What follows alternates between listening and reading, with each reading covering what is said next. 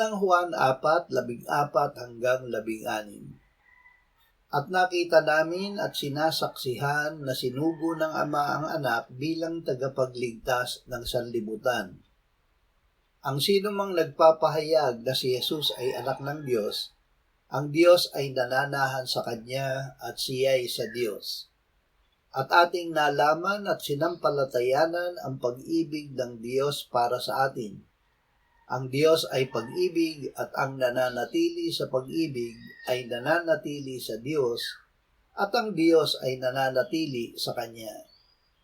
Pinananahanan ng Diyos. Ang nagpahayag na si Jesus ay anak ng Diyos ay nagkaroon ng buhay sa pangalan niya. Ang buhay na ito ay ang buhay na nasa kay Jesus, ang buhay na walang hanggan. Ang sumasampalataya kay Jesus ay may buhay dahil siya ay pinananahanan ng Diyos. Dahil ang pag-ibig ng Diyos ay ibinuho sa ating puso sa pamamagitan ng Espiritu Santo. Iniutos sa atin na tayo ay mag-ibigan sa isa't isa. Pag-iibigan ang paraan ng pananatili natin sa Diyos at ng Diyos sa atin. Sa Diyos nananalig po